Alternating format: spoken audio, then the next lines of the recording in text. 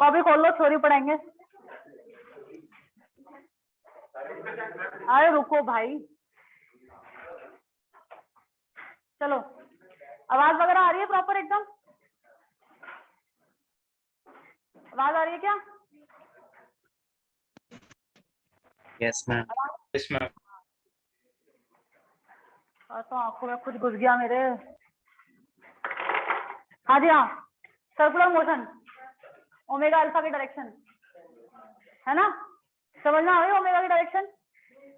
उंगलियां सीधे आपकी घुमानी है, यू घुमाओ अंदर ओमेगा, यू घूम रहा है बाहर ओमेगा, यू घूम रहा है ऊपर ओमेगा, यू घूम रहा है नीचे ओमेगा। क्या आपने चेक किया आपके घरों के सारे पंखे जो थे उनके ओमेगा नीचे थे?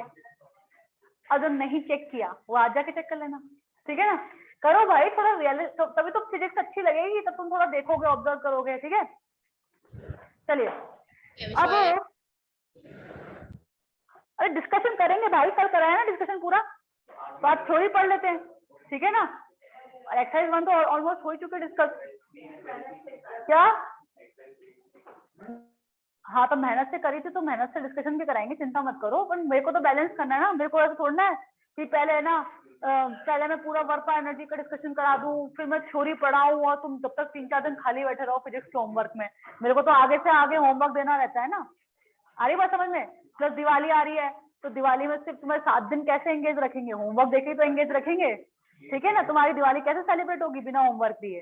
होमवर्क कब दे पाएंगे? जब हम क्या थ्योरी पढ़ाएंगे तब देंगे। हमारा टारगेट था कि हम सर्कुलर सेंटर ऑफ मास तक खत्म कराएंगे, बट अभी हमें सर्कुलर मोशन खत्म होने की उम्मीद दिखाई नहीं दे रही है, ठीक है ना। तो खैर सर्कुलर मोशन तो खत्म हो जाएगा इजी वे में, बट सेंटर ऑफ मास भी 2-3 सेक्शन ही हो पाएंगे उसके। चलिए तो बात करते हैं हम लोग। अब देखो जो रूल्स अपने उसमें लग रहे थे, जैसे आपको याद होगा कि S N H equal to U plus half A 2n-1 था, याद करो, है ना। ऐसे ही थीटा जो होगा एनएच वाले में वो क्या होगा? Omega plus half alpha 2n-1। क्या बात समझ में आ रही है बेटा? ये क्या था कि एनएचवे में डिस्प्लेसमेंट कितना होता है, जैसे आपको समझ में आता है कि डिस्टेंस ट्रेवल्ड इन 5 सेकंड और डिस्टेंस ट्रेवल्ड इन 5वें सेकंड में फर्क समझ में आता है। 5 सेकंड का मतलब होता है 0 to 5, 5वें सेकंड का मतलब होता है 0 to 5 माइनस 0 to 4, ठीक है ना। 0 to 5 माइनस 0 to 4। तो ठीक है, ऐसा फॉर्मूला यहाँ बना था कि अपन ने क्या करा, पहले अपन ने u n plus half a n square करके u t plus half a t square करके एन तक निकाल लिया था। फिर अपन ने you n-1 plus half A n-1 का स्क्वायर करके क्या करा, जैसे 0 to 5 और उसमें से क्या माइनस कर दिया 0 to 4, तो ऐसे 5वें सेकंड का निकल जाएगा। ऐसे 0 to n में से 0 to n-1 माइनस कर दिया तो क्या निकल जाएगा? nth सेकंड निकल जाएगा। समझ में आ रही है ये चीज क्या है? 0 to n, और इसमें से क्या माइनस किया है? 0 to n-1। ये कॉन्सेप्ट लिख लो उसको फटाफट वहीं पर, ठीक है। लिख लो फटाफट लिखो, जल्दी जल्दी। छोटी छोटी चीजें आएंगी जो वहां से रिलेट करती हुई होंगी, छोटी छोटी चीजें जो वहां से रिलेट करती हुई होंगी, ठीक है ना।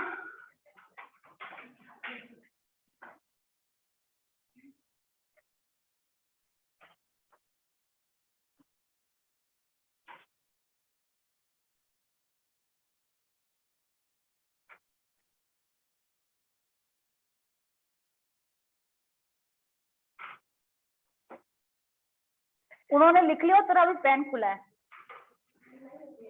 मिला या भी है? लिख लिया बच्चों? ठीक। फिर मैंने आपको मैं मतलब चीजें लिखवा रहा हूं ताकि आपको रिवीजन के वक्त में याद रहे। यूनिफॉर्म सर्कुलर मोशन का मतलब क्या होता था? जब ओमेगा क्या हो? कांस्टेंट हो, ठीक है ना। ओमेगा कैसा हो? कांस्टेंट। जैसे इसका एग्जांपल दे तो घड़ी की सुई, है ना, क्या बोलते हैं सुइयों को इंग्लिश में? क्या बोलते हैं? हैंड, हैंड ही बोलते हैं ना सर हैंड। हाँ, तो सेकंड, मिनट और आर एंड और वॉल क्लॉक में मिटा दूंगी, अभी 2 मिनट रुक जाओ, है ना। छाप लो मेरे साथ साथ, नहीं तो मिटा दूंगी मैं। Rotation and revolution of earth, rotation and revolution of earth,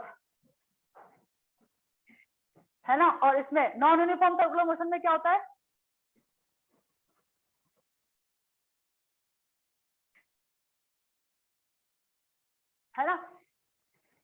देखो ओमेगा या तो इंक्रीजिंग हो या डिक्रीजिंग, ओमेगा इंक्रीजिंग हो या डिक्रीजिंग, ठीक है ना। इसका मोशन क्या है कि पंखे को जस्ट स्टार्ट करते ही जो मोशन होता है और पंखे को जस्ट बंद करते ही मोशन, तो 2 एग्जांपल हो गए ना इसके भी।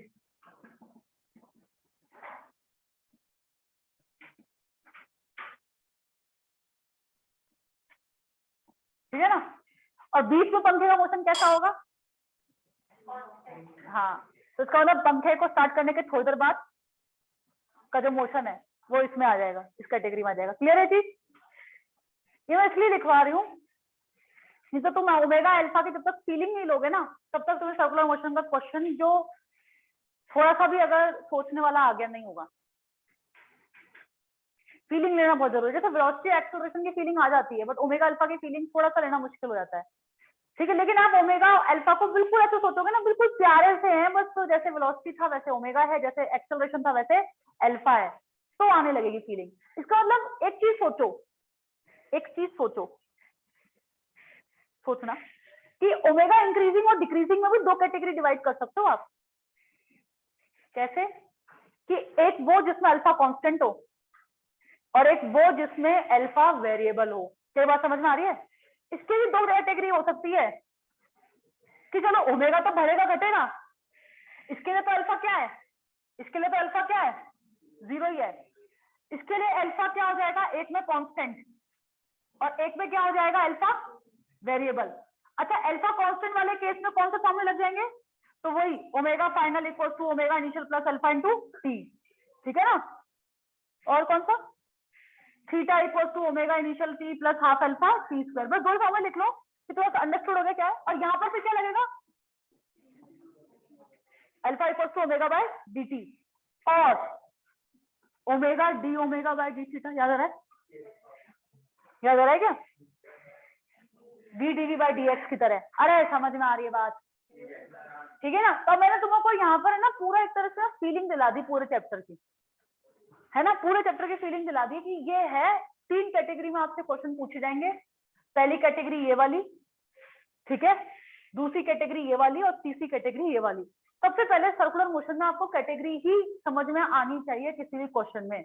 अगर आपने कैटेगरी गलत चूज कर ली या आपको पता ही नहीं होती कि कैटेगरी क्या होती है, तब तो आप पक्का ही क्वेश्चन गलत करोगे। ठीक है ना, क्योंकि इसको अलग तरीके से सॉल्व होगा, ये अलग तरीके से सॉल्व होगा, ये अलग तरीके से सॉल्व होगा।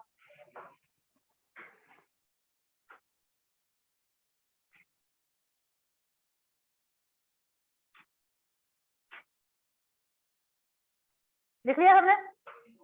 मोहित के नोट्स दिखाना। मोहित, इस दिन तेरी कॉपी घर पे लेके जाऊंगी मैं, फोटो खींचूंगी मैं। तेरे घर में कोई बेला भाई बहन है तेरा छोटा मोटा?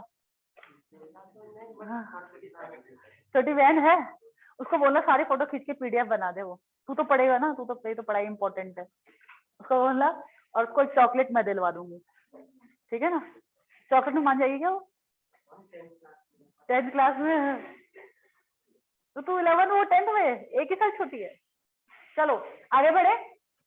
अब देखो सुने, अब हम पहली कैटेगरी के क्वेश्चन देखते हैं। पहली कैटेगरी के इस तरीके में देख रही हूँ, है ना। तो इसमें पूछा जाता है कि आप जैसे सपोज करो कि मैंने आपको बताया था कि पहली कैटेगरी के सवाल जो होंगे उनका फॉर्मूला क्या होगा, theta equal to omega T. आप चाहो तो लिख सकते हो कि जैसे ये theta equal to omega T चाहो तो लिख सकते हो यहाँ पर, है ना। यहाँ पर लिख लेना इस जगह कि यहाँ पर फॉर्मूला कौन सा लगता है, theta equal to omega T. अब मान लो एक चक्कर में वो वाला चक्कर नहीं, ठीक है ना, ये वाला चक्कर, ठीक है। तो थीटा इक्वल टू कितना हो जाएगा, 2 पाई। और एक चक्कर के समय को हम क्या बोलते थे, टाइम पीरियड, ठीक है ना। तो एक चक्कर में समय को हम बोलते हैं टाइम पीरियड, जिसको हम डिनोट किससे करते हैं, टी से। जैसे हम कहते हैं कि टाइम पीरियड ऑफ घंटे की सुई 12 घंटे, 12 घंटे में पूरा कर लेता है। एक दिन में तो वो 2 चक्कर काट लेता है, ठीक है ना। मिनट की सुई के 1 घंटा 60 मिनट, 60 मिनट में पूरा चक्कर काट लेता है। और सेकंड की सुई 1 मिनट में, यानी कि 60 सेकंड में पूरा चक्कर काट लेती। सही है, तो इसका मतलब टाइम पीरियड है वो चीज, और टाइम पीरियड उन्हीं चीजों को डिफाइन कर सकते हैं जिनका हर चक्कर में समय सेम हो। अब जैसे पंखा घूमना जब स्टार्ट करता है तो उसका पहला चक्कर काफी देर में लगता है, दूसरा चक्कर उससे कम टाइम में लगेगा, तीसरा चक्कर उससे और कम टाइम में लगेगा, चौथा चक्कर और कम टाइम में लगेगा, फिर एक टाइम बाद वो कांस्टेंट स्पीड पकड़ लेगा, उसके बाद फिर टाइम कांस्टेंट होगा। लेकिन आपको समझ में आता है कि जब पंखे को मैं स्टार्ट करूंगा, जस्ट बंद करूंगे, उस समय हम टाइम पीरियड डिफाइन नहीं कर सकते, क्योंकि वो टाइम पीरियड तो बदल रहा है। टाइम पीरियड तो हम उन्हीं चीजों को डिफाइन करेंगे ना जिनका घूमने का ओमेगा कांस्टेंट हो। क्या बात समझ में आ रही है? तूने एक साथ 25 लोगों को लात मार दी, समझ में आ रही बात? ठीक है, चलो देखो, तो मेरी बात समझ में आ रही है आपको कि ओमेगा कांस्टेंट होगा, यानी कि जब आप बिल्कुल कांस्टेंट स्पीड से चलोगे तभी तो आप टाइम पीरियड डिफाइन करोगे। टाइम पीरियड मतलब होता है कि हर चक्कर में समय क्या हो, सेम हो। तो टाइम पीरियड का फॉर्मूला क्या बन गया, 2π/ω। क्या बात समझ में आ रही है? जैसे अगर मुझे टाइम पीरियड ऑफ Rn देना हो तो मैं बोलूंगी 2π/ω। कितना होता है, 24 घंटा नहीं 12 घंटे में। वर्ल्ड क्लॉक जो होती है वो तो 12 घंटे में चक्कर काट लेती है, तो 12 × 60 रेडियन पर सेकेंड। समझ में आ रही बात? 12 घंटे मान रहे हैं अपन, 24 घंटे में थोड़ा ना 24 घंटे होते हैं, लेकिन घड़ी की जो सुई होती है वो तो 2 बार घूम जाती है, क्योंकि सुबह के भी 12 बजते हैं और शाम के भी 12 बजते हैं। समझ आ रही बात? और मिनट हैंड को एक चक्कर काटने में 1 घंटा लगता है और 60 मिनट लगती है, तो अपन बोल सकते हैं 2π/60 × 60 रेडियन पर सेकेंड। और सेकेंड हैंड का 2π/60 रेडियन पर सेकेंड। ठीक है ना? हाँ, टाइम पीरियड है, टी कैपिटल टी से डिनोट तो किया है।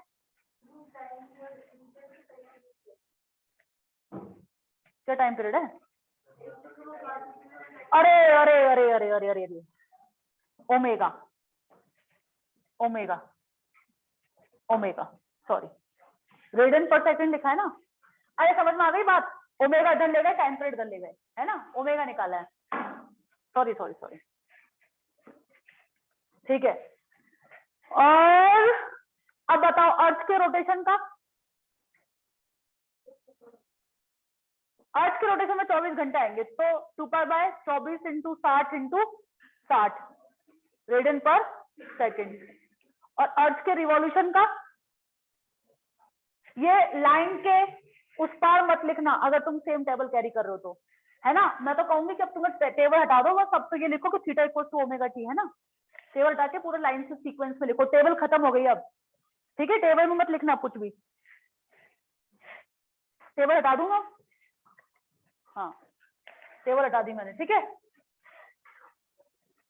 चलिए, अर्थ के रिवॉल्यूशन का 2π 365 दिन, 365 24 घंटे इंटू 60 × 60 रेडियन पर सेकेंड। ठीक है, देखो अर्थ के रिवॉल्यूशन का कितना ओमेगा छोटा है, तुम देखो कितनी छोटी वैल्यू आएगी। इनफैक्ट अर्थ के रोटेशन का भी कितना कम ओमेगा आ रहा है, सोचो। ठीक है, अब ओमेगा इतना कम होता है तो तुम ऐसे मान लो कभी घंटे की सुई को देखना, तुम्हें तो ऐसा लगता है कि रेस्ट पे ही है, फीलिंग आती है कि इसको ओमेगा कितना है, स्लो है। तुम 1 मिनट 2 मिनट 4 मिनट 5 मिनट देखो, कम से कम उसको घूमते रहोगे तब जाके शायद उसका मूवमेंट दिखाई दे। ठीक है ना? तो ओमेगा की फीलिंग लो कि बहुत कम है घंटे की सुई का, और उससे भी कम किसका है, पृथ्वी का। ठीक है, और इस छोटी का स्क्वायर करेंगे तो और छोटा हो जाएगा, है ना? ओमेगा स्क्वायर कर दे तो और छोटा हो जाएगा। चलिए, तो आपको कैटेगरी 1 समझ में आ गई। ये हो गए सर्कुलर मोशन के 6th-7th क्लास में जो अपन distance equals to speed into time के क्वेश्चन करते थे, वैसे क्वेश्चन कि बताओ एक गाड़ी 120 किलोमीटर पर आवर की स्पीड से 2 घंटे चलती है, तो बताओ कितना डिस्टेंस कवर कर लेगी? बताओ 240 260। ठीक है बेटा, ये तो हो गई कैटेगरी 1। ठीक है, अब अब एक चीज और सीखो इसी के अंदर, फ्रीक्वेंसी क्या होती है पता है क्या? Very good. टाइम पीरियड होता है एक चक्कर में कितना समय, और फ्रीक्वेंसी होती है एक सेकंड में कितने चक्कर, ठीक है ना? सो नंबर ऑफ रोटेशन पर सेकंड या नंबर ऑफ रिवॉल्यूशन पर सेकंड, नंबर ऑफ रिवॉल्यूशन पर सेकंड। तो उल्टी डेफिनेशन है ना, देखो टाइम पीरियड का मतलब होता है एक चक्कर में कितना समय, और फ्रीक्वेंसी होती है एक सेकंड में कितने चक्कर, बिल्कुल जस्ट रेसिप्रोकल है। तो फ्रीक्वेंसी को क्या बोल सकते हो? 1 अपॉन टाइम पीरियड, ठीक है? इसका फॉर्मूला हो जाएगा ओमेगा अपॉन 2 पाई। तो यहां से आप ये भी लिख सकते हो omega equal to 2 pi F. ये मैं आगे बहुत जगह यूज करूंगी, वेव्स में आएगा ये, है ना? Omega equal to 2 pi F. अगर आपको नहीं समझ में आया तो आप ऐसे समझो कि मान लो एक पंखा 5 चक्कर काटता है 20 सेकंड में। सुन लो, देख लो, एक पंखा 5 चक्कर काटता है 20 सेकंड में, तो एक चक्कर में कितना समय लग रहा है? 4 सेकंड। इसका मतलब 4 सेकंड उसका क्या होगा? टाइम पीरियड, ठीक है? और मैं कहूं कि एक सेकंड में कितने चक्कर काट रहा है वो? 5/20 कर देंगे। एक चक्कर में कितना समय? एक चक्कर में कितना समय? 4 सेकंड। टाइम पीरियड कितना हो गया? 4 सेकंड। और मैं आपसे पूछूं कि एक सेकंड में वो कितने चक्कर काट लेगा? 1/4, यानी कि एक चक्कर का क्वार्टर वाला पार्ट कवर कर लेगा एक सेकंड में। आ रही बात समझ में? तो आगे ना एक का आंसर 4 और एक का आंसर क्या आया? 1/4। आप इसको ऐसे लिख लो कि 20 सेकंड में वो 5 चक्कर काटता है, तो एक सेकंड में 5/20 चक्कर काटेगा, and that will be called frequency 5/20। तो आ गया ना रेसिप्रोकल, तो रटने की जरूरत तो नहीं है ना, ठीक है ना? चलो आगे बढ़ जाए। तो ये तो हो गया कैटेगरी 1, ठीक है? अब लिखो, अब हेडिंग डालो। यहां से अपन ने मतलब एक तरह से हम जंप करेंगे सर्कुलर मोशन की एक अच्छी फिजिक्स में, है ना? मतलब एक तरह से मतलब अच्छी फीलिंग आएगी उसमें। तो लिखो heading, relation between velocity and angular velocity. Relation between linear velocity लिख लो और angular velocity, linear velocity and angular velocity.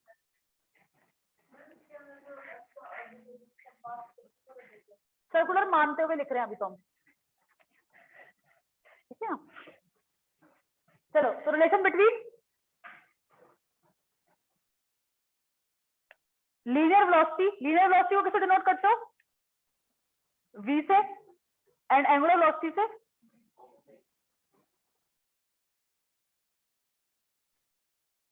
यार मैंने ये बोला कि जैसे आप v काम में लेते थे वैसे आप ओमेगा काम में लो सर्कुलर मोशन में।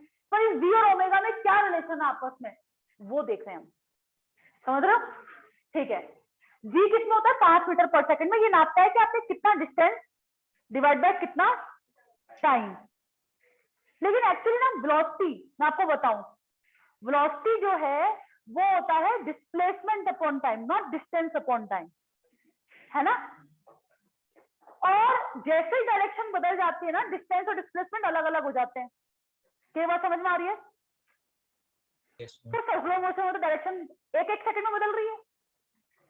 अभी तुम देखो सर्कुलर मोशन में तो पार्टिकल यूं है, फिर यूं हो जाएगा, फिर यूं हो जाएगा, फिर यूं हो जाएगा। बोलो, तो सर्कुलर मोशन तो में तो डायरेक्शन हर पल बदल रही है। डायरेक्शन बदल रही है तो डिस्टेंस को डिस्प्लेसमेंट के बराबर नहीं बोल सकते, डिस्टेंस को डिस्प्लेसमेंट के नहीं बोल सकते। इसका मतलब ये हुआ कि एक काम कर लेती हूं मैं एक छोटा टाइम लेती हूँ। छोटे टाइम में देखो, छोटे टाइम में यानी कि dt टाइम, सोच रहे हो dt टाइम में पार्टिकल छोटा ही डिस्टेंस कवर करेगा उस सर्कुलर मोशन का, बोलो, है ना? yes, उसको मैंने बोल दिया ds। क्या बात समझ में आ रही है बेटा? ds, है ना? और डिस्प्लेसमेंट क्या होगा मैं आपको बोलूं, डिस्प्लेसमेंट क्या होगा? तो ये होगा डिस्प्लेसमेंट। क्या बात समझ में आ रही है? क्या मैं छोटे टाइम के लिए इन दोनों लेंथ को ऑलमोस्ट इक्वल ले सकती हूँ? लेकिन बड़ी लेंथ के लिए तो नहीं ले सकती ना। जैसे अगर मानो सपोज करो कि पार्टिकल यहां से यहां आ जाए, तो डिस्टेंस को चला उसने πr/2 और डिस्प्लेसमेंट कितना हो जाएगा उसका √2r। समझ रहे हो क्या? r और r मिलके कितना हो जाएगा √2r। तो √2r को πr/2 के बराबर नहीं लिख सकते, लेकिन छोटी डिस्टेंस के टाइम पे अपन इस आर्क वाली लेंथ को और इस स्ट्रेट लाइन को लगभग क्या ले सकते हैं, सेम ले सकते हैं। क्या आपको मेरी बात समझ में आ रही है? जितना छोटू होगा उतना क्लोज टू इक्वल होंगे ये दोनों, और जितने बड़े होंगे उतना अलग अलग होते जाएंगे। डिस्टेंस और डिस्प्लेसमेंट में समझ में आ रही बात? तो देखो वैसे तो डिस्प्लेसमेंट ये लेंथ है, वैसे तो डिस्प्लेसमेंट ये लेंथ है, लेकिन मैं कहना चाहती हूँ कि ये लेंथ ब्लू और ये वाली लेंथ जो आर्क पे चला उसने ब्लैक, ये लगभग क्या है, सेम है। तो मैं वेलोसिटी को ds/dt से लिख सकती हूँ। और आपको शायद पता होगा कि अगर ये छोटा एंगल उसने d थीटा रोटेट किया है, तो जो आर्क लेंथ होती है वो r d थीटा होती है। पता है क्या? अरे पता है क्या? तो इसको अपन r d theta divided bye dt लिख सकते हैं क्या? अरे बोल दो बेटा। Yes ma'am. समझ में आया? देखो ये पता है अपन को कि ये मान लो अपनी आर्क हो, तो आर्क लेंथ को अपन रेडियस इनटू थीटा से देते हैं। ये पता है क्या? नहीं पता तो कोई बात नहीं, एक काम करो, अगर मैं पूरा खींच दूं 2π एंगल, तो सर्कमफेरेंस की लेंथ कितनी होनी चाहिए 2πr। तो थीटा की जगह 2π पुट करो जरा, आ गए ना? तो फॉर्मूला समझ में आ गया? क्या होता है कि arc length equals to radius into angle subtended. पूरा 2π एंगल सबटेंड कर दोगे तो क्या बन जाएगा, सर्कल, और सर्कल क्या होता है 2πr। क्लियर है? यहाँ तक थीटा कैसे बढ़ता है, रेडियंस में। क्लियर है चीज? तो डी थीटा एंगल अगर सबटेंड किया है आपने, क्योंकि आप छोटा सा डिस्टेंस कवर करो, 1 degree 2 degree, like 1 degree 2 degree, तो डी थीटा डिस्टेंस के लिए क्या मैं इस लेंथ को आर डी थीटा लिख सकती हूँ? अब वैसे तो मेरे को वेलोसिटी में ये ब्लू लाइन लिखनी चाहिए थी, आर्क लेंथ थोड़ा ना लिखते, आर्क लेंथ तो डिस्टेंस है, डिस्प्लेसमेंट लिखना था ना अपन को। तो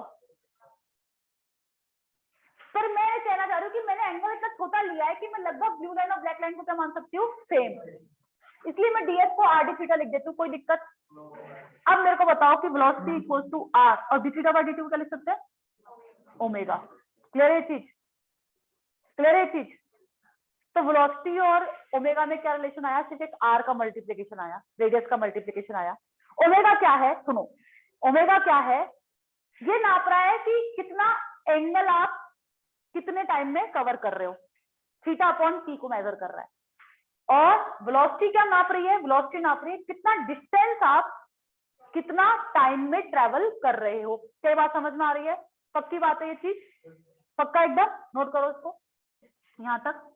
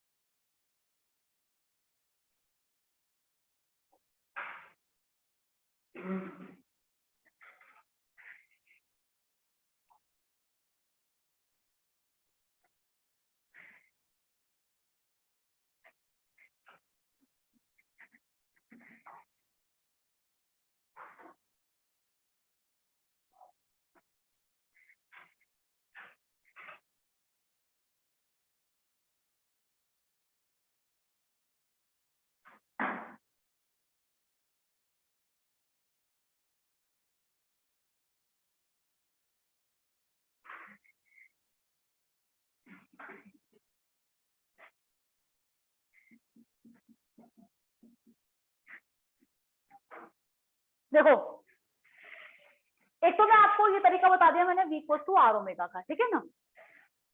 सुनो, और ये तुम्हें ये भी समझ में आएगा कि मैंने बहुत छोटा टाइम लिया है, ठीक है।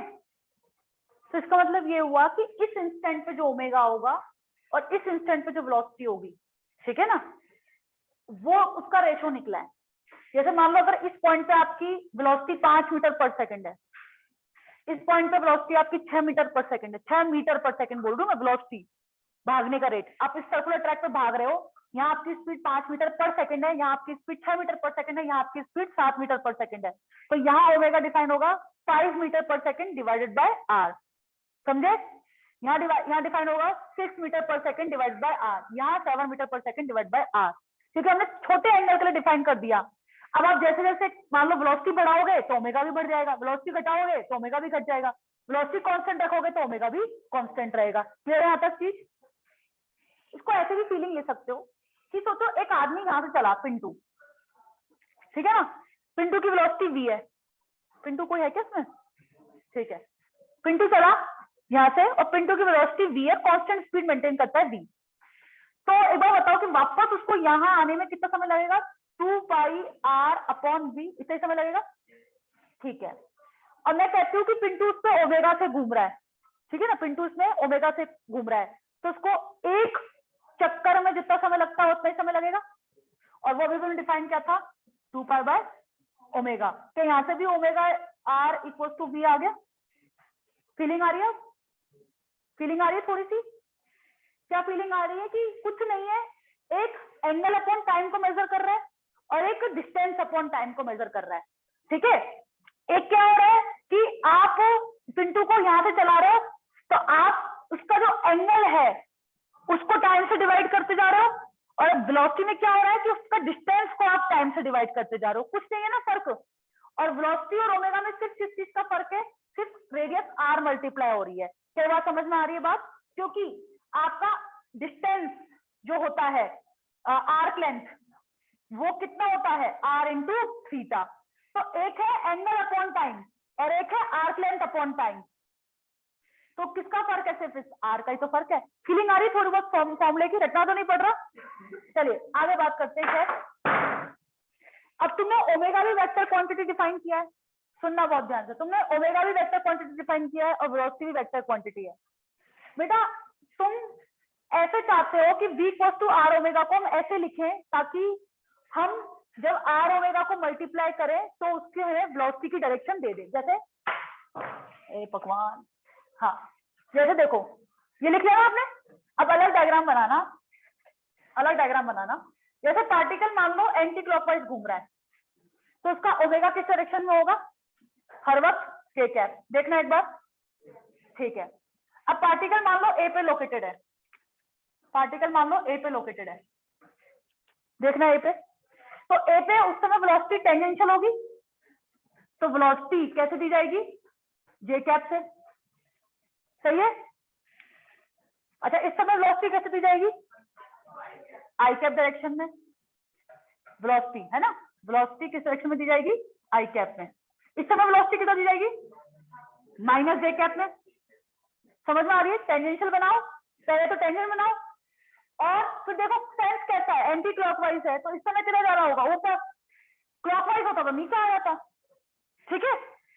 अब इस पॉइंट को भी टेंजेंट बना दी, टेंजेंट की ये भी होता है और ये भी होता है, तो ये वाला क्यों चूज किया, क्योंकि वो कैसे घूम रहा है, एंटी क्लॉकवाइज, तो इस तरह बना दिया, सही है। तो मैं इसको भी डिलीट कर रही हूँ क्योंकि मैं अभी सिर्फ एक ही पॉइंट पे फोकस करना चाह रही हूँ। कोई दिक्कत तो नहीं है। वेलोसिटी का वेक्टर कैसे बनता है, उस कर्व पे जिस पे पार्टिकल मोशन कर रहा है उस पे क्या बना दो, टेंजेंट बना दो, मिल जाएगी, ठीक है। तो अब सुनो मेरी बात बहुत ध्यान से, तो वेलोसिटी किस तरफ आ गई, जे कैप डायरेक्शन में। अब देखो ये हमारा पॉइंट है ओ जिसके अबाउट पार्टिकल घूम रहा है, ठीक है। तो ओ से लेकर जिस पॉइंट पे पार्टिकल अभी है उस दूरी को बोलते हैं हमें आर वेक्टर। अब तुम देखो आर वेक्टर की डायरेक्शन किधर आ रही है इस समय, आई कैप डायरेक्शन। देखना क्या ओमेगा क्रॉस आर करने पे वेलोसिटी की डायरेक्शन मिल रही है, के क्रॉस आई करने पे जे मिलेगा, अरे बोलो, ठीक है। दूसरा पॉइंट चूज करते हैं, दूसरा पॉइंट चूज करते हैं, ये वाला पॉइंट चूज करते हैं। ये सपोज करो ये बी पॉइंट है, क्या इसका आर वेक्टर ऐसा होना चाहिए, बोलो। तो इस पॉइंट पे आर वेक्टर की डायरेक्शन कितनी हो गई, माइनस जे कैप। ओमेगा की डायरेक्शन किधर है, के कैप, तो वेलोसिटी कितना होगा, ओमेगा क्रॉस आर, यानी कि के क्रॉस माइनस जे। करना क्या होगा, के क्रॉस माइनस जे करने पर तुम्हें पता है आंसर ऑलरेडी, के क्रॉस माइनस जे करना कितना आएगा, के क्रॉस माइनस जे आई कैप, के क्रॉस माइनस जे किधर आ रहा है, आई कैप। क्या इस समय वेलोसिटी उसकी आई कैप डायरेक्शन में होनी चाहिए, बोलो होगी ना। चलो इस पॉइंट पे देख लो, इस तरह वेलोसिटी किधर होनी चाहिए, इस तरफ माइनस आई कैप में। इस तरह आर वेक्टर किधर होगा, जे कैप डायरेक्शन में। ओमेगा किधर है, तो जे क्रॉस के करना, जे क्रॉस के करना, माइनस आई कहां आ रहा है, जे क्रॉस, अच्छा ओमेगा क्रॉस आर करना है ना, के क्रॉस जे करो। नहीं समझ में आ रहा है, ऋषि का समझ में नहीं आ रहा, माइनस आई, समझा दूं, ठीक है। मैं कह रही हूँ कि वेक्टर फॉर्म में अपन वेलोसिटी कैसे निकालते हैं, ओमेगा क्रॉस आर वेक्टर करके, ठीक है। ओमेगा की डायरेक्शन देख लो, एंटी क्लॉकवाइज होगा तो किधर आ जाएगा, एंटी क्लॉकवाइज में, और क्लॉकवाइज में माइनस के कैप। जैसे अभी इस डायरेक्शन में बात करें, मिटा देते हैं दोबारा, सही लिखा था जिसने लिख दिया उसको कोई दिक्कत नहीं है, मैं दोबारा समझा देती हूँ। अभी इस डायरेक्शन में बताओ कि तुम्हारा ओमेगा किधर लिखा जाएगा, के कैप। और इस क्वेश्चन में इसमें कोई दिक्कत है किसी को, पक्का एकदम, यूं उंगलियां घुमाओ सीधे हाथ की, के कैप, और इसमें माइनस के कैप, सही है बेटा, चेक कर लो अपनी उंगलियों से। तू लेफ्ट हैंड घुमा रहा है, अबे भाई तू लेफ्ट हैंड है तो लेफ्ट हैंड घुमाएगा, तो तू आंसर उल्टे कर रहा है इसका मतलब। तो अरे भाई ये जो फॉर्मूले बने ना, ये सब राइट हैंड थंब रूल से बने, ठीक है ना, ये साइन कन्वेंशन हमने चूज किए। अब वो कोई मान लो न्यूटन था, न्यूटन राइट हैंडर होगा तो उसने राइट हैंड के हिसाब से बना दिए। अगर कोई सेंटेंस को ड्राइव करता तो लेफ्ट हैंड होता, लेफ्ट हैंड के हिसाब से ड्राइव कर देता। मेरे को पता है तुम में से होंगे 2-5 नमूने जो लेफ्ट हैंड यूज कर रहे होंगे।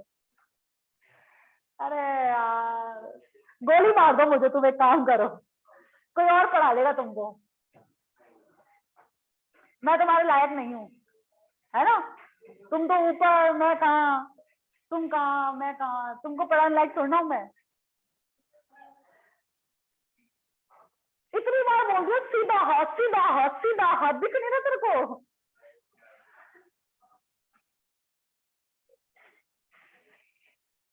सीधे हाथ की उंगलियां ले, उसको सर्कुलर मोशन की दिशा में मरोड़े, अंगूठे की दिशा ओमेगा की दिशा बताएगी, ठीक है।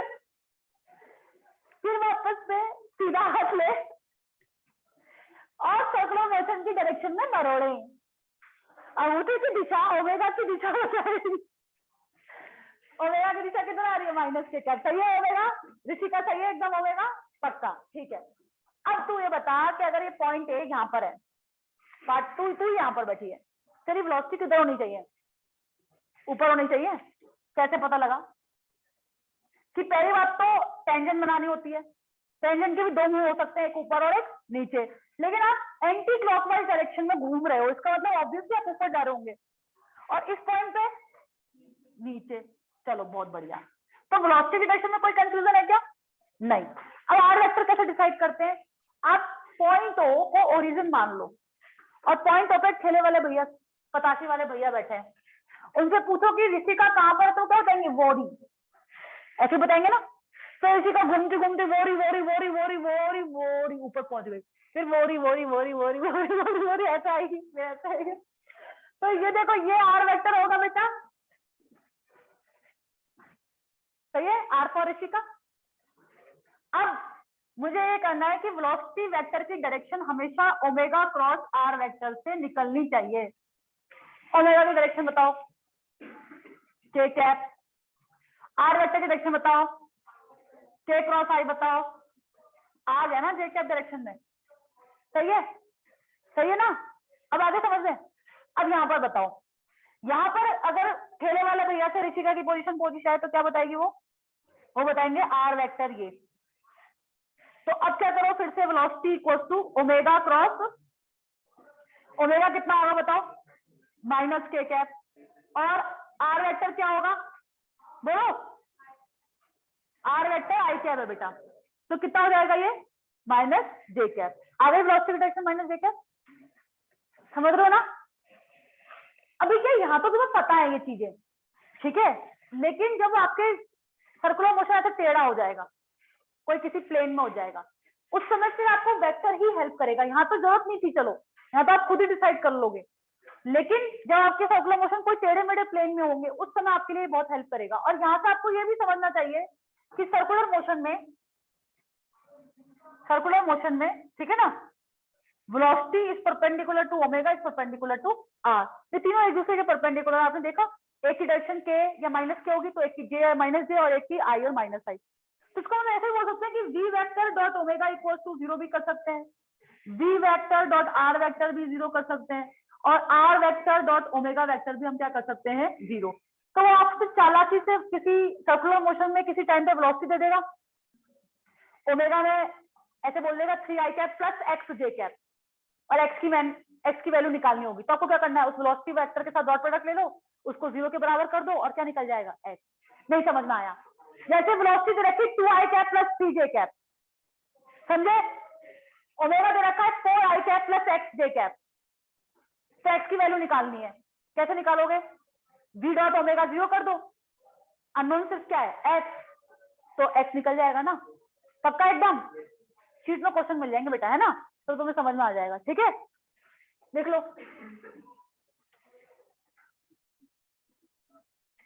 अब कोई दिक्कत है क्या, बी वेक्टर की डायरेक्शन में कोई दिक्कत है, आर वेक्टर कैसे डिसाइड कर रहा है कि पॉइंट ओ पर यानी कि सेंटर पर किसको बिठा दो, ठेले वाले भैया को, और उनसे जब रास्ता पूछते हैं कि वो कहाँ पर है तो वैसे बताते हैं, वो लोकेशन बतानी है एक तरीके से उस पार्टिकल की, कहाँ पे बैठ के, ओ पे बैठ के, ठीक है।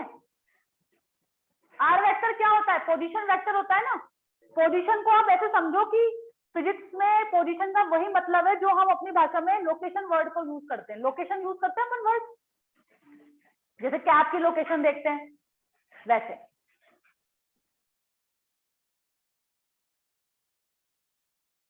तुम तो यार बहुत ही गजब हो,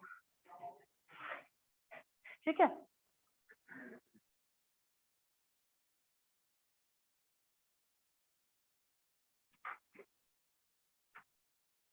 चलें आगे बढ़ते हैं, हम मिटा दे।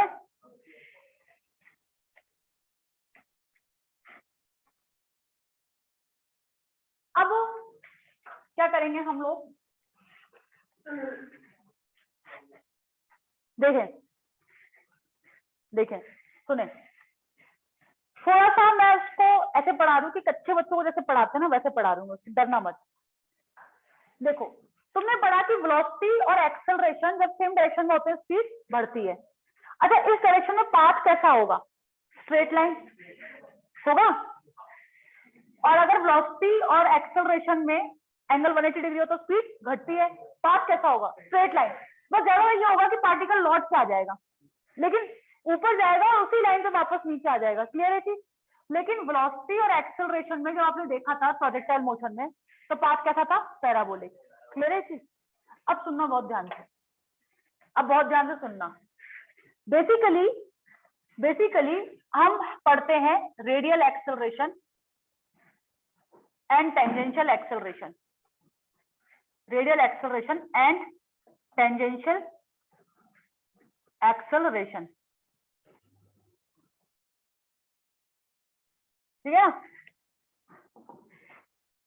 Radial acceleration and tangential acceleration. सुनते हैं कि मान लो ये तुम्हारा एक्सेलरेशन है और ये तुम्हारी वेलोसिटी है, मैंने एक्सेलरेशन के कंपोनेंट किए, ये एक्सेलरेशन है ना, मैंने इसके कंपोनेंट किए, तो इसका एक कंपोनेंट तो आ गया a cos थीटा और एक कंपोनेंट आ गया a sin थीटा। बेटा ये वेलोसिटी की डायरेक्शन में आ गया a cos थीटा, तो ये वो कंपोनेंट हो गया जो उसकी स्पीड को बढ़ाएगा। और बाय चांस अगर ये एंगल ऑब्ट्यूज हो जाए, जैसे सपोज करो कि एंगल थीटा है, अगर a ऐसा हो जाए तो a का एक कंपोनेंट ऊपर जाएगा, एक कंपोनेंट लेफ्ट में जाएगा, तो ये a cos थीटा लेफ्ट में आने लगेगा, तो वो कंपोनेंट क्या हो जाएगा, स्पीड को घटाने वाला हो जाएगा। So this component is responsible, this component of acceleration is responsible for what? Is responsible for increasing the speed.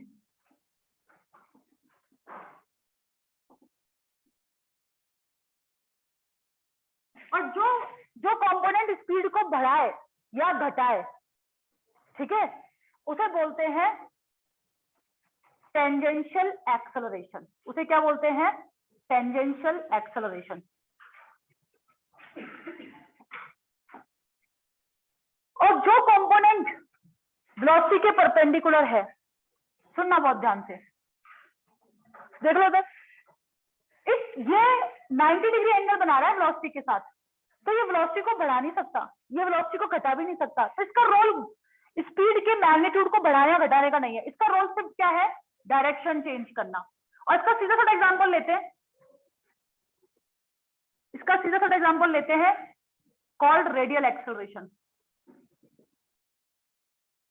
इस रेडियल का ही नाम होता है सेंट्रीपिटल एक्सेलरेशन. और इसको डिनोट AR से भी कर लेते हैं, AC से भी कर लेते हैं. और क्योंकि देखो, अगर इसको अपन टेंजेंशियल बोल रहे हैं, है ना, इसको डिनोट करते हैं किससे? AT से. तो टेंजेंट के परपेंडिकुलर वाले को नॉर्मल बोलेंगे, तो इसको डिनोट कर लेते हैं AN से भी. अब सुनते हैं बहुत ध्यान से, इसका सीधा सा एग्जांपल लेते हैं. आप जब टावर से बॉल को नीचे देख के वेलोसिटी देके छोड़ते हो, तो इसका एक्सेलरेशन भी नीचे होता है, बॉल सीधी स्ट्रेट लाइन में जाती है, क्योंकि उस समय वेलोसिटी और एक्सेलरेशन के बीच में एंगल हमेशा क्या होता है? 0 डिग्री. लेकिन जब बॉल को आप ऐसे फेंकते हो, उसकी वेलोसिटी ये और एक्सेलरेशन ये, कई बार समझ में आ रही है? तो ये एक्सेलरेशन क्या हो गया? परपेंडिकुलर डायरेक्शन में आ गया, ठीक है. तो इस समय ये क्या करेगा? उसकी डायरेक्शन चेंज करेगा. फिर डायरेक्शन चेंज होने के बाद वेलोसिटी कुछ इस तरीके से हो गई, एक्सेलरेशन इस तरीके से आ गया, तो एक कंपोनेंट उसका क्या करेगा? डायरेक्शन चेंज करेगा, और एक कंपोनेंट उसका क्या करेगा? वेलोसिटी को बढ़ाएगा. तो कुल मिलाकर जो परपेंडिकुलर वाला कंपोनेंट होता है, जो परपेंडिकुलर वाला कंपोनेंट होता है, वो क्या करता है? डायरेक्शन चेंज करता है. क्लियर है यहाँ तक? और डायरेक्शन चेंज करने वाले को हम बोलते हैं रेडियल एक्सेलरेशन, या सेंट्रीपिटल एक्सेलरेशन, या नॉर्मल एक्सेलरेशन.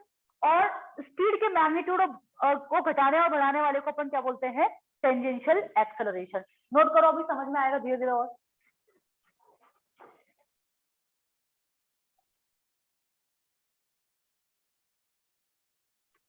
अगर इसका मैं ऐसा एग्जांपल ले लूं एक और, ये A और ये वेलोसिटी, और ये एंगल क्या हो जाएगा हमारा? ये एंगल थीटा ले लें अपन. तो इसका जो ये वाला कंपोनेंट है A cos थीटा, और ये कंपोनेंट है A sin थीटा. तो ये वाला कंपोनेंट क्या हो जाएगा? डिक्रीज करेगा स्पीड को, डिक्रीजिंग द स्पीड. लेकिन कहलाएगा अभी भी ये क्या? Tangential acceleration. ठीक है ना? A cos थीटा उसी टाइम में आ जाए तो बढ़ाएगा, और उसमें आ जाए ऑपोजिट तो घटाएगा. ठीक है.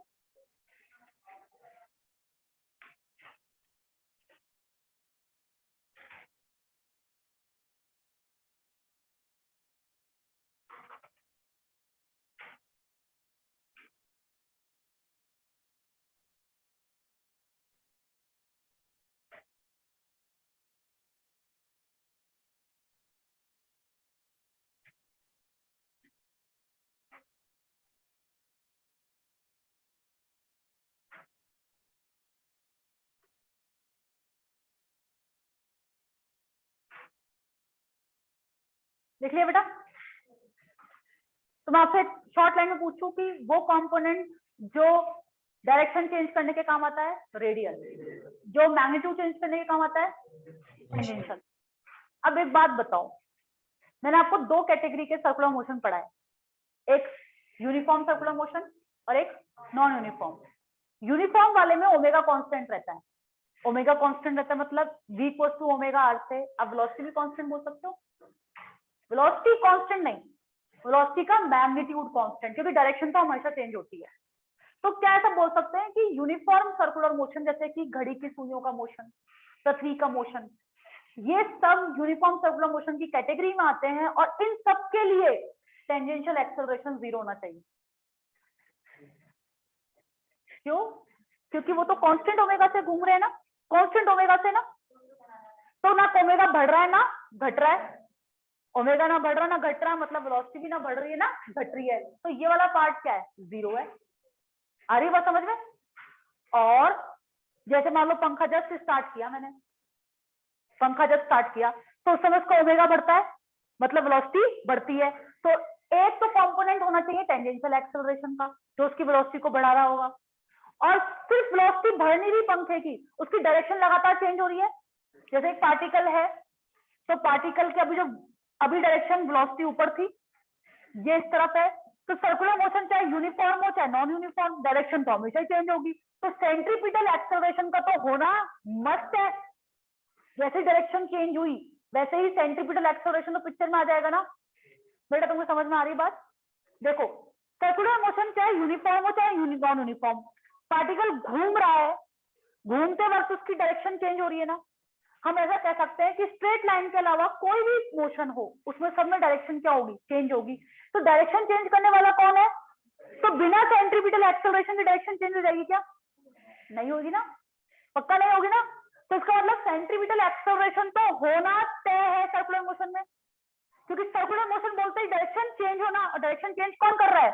सेंट्रीपिटल। तो सेंट्रीपिटल तो होगा ही होगा, और टेंजेंशियल हो भी सकता है नहीं भी हो सकता।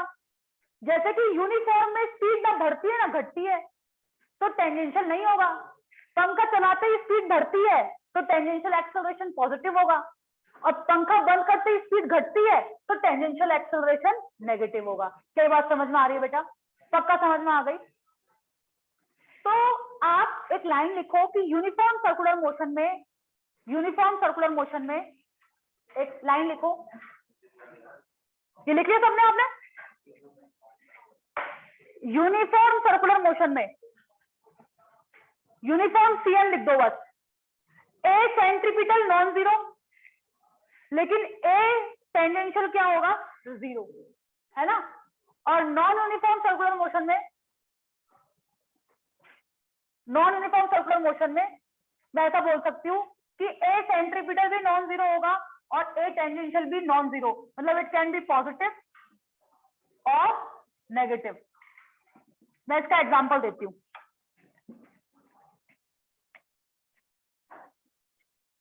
अभी क्या थोड़ा सा कॉन्सेप्चुअल चल रहा है, क्वेश्चन आते ही समझ में आने लगेगा।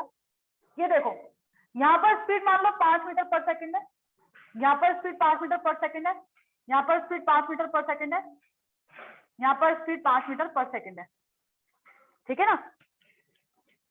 तो मैं कहना चाहती हूँ कि भैया यूनिफॉर्म सर्कुलर मोशन में ए सेंट्रीपिटल होता ही होता है, और कौन सी डायरेक्शन में होगा? परपेंडिकुलर, ठीक है। तो मैं कहती हूँ कि वो परपेंडिकुलर डायरेक्शन क्या होती है? टुवर्ड्स सेंटर, ठीक है ना। टुवर्ड्स कैसा होता है? सेंटर। जैसे इस पॉइंट पे होगा तो टुवर्ड्स सेंटर लगेगा एक्सेलरेशन, इस पॉइंट पे होगा तो टुवर्ड्स सेंटर, इस पॉइंट पे होगा तो टुवर्ड्स सेंटर। अभी सेंटर में क्यों वो बता दूंगी, पर मैंने आपको बता दिया कि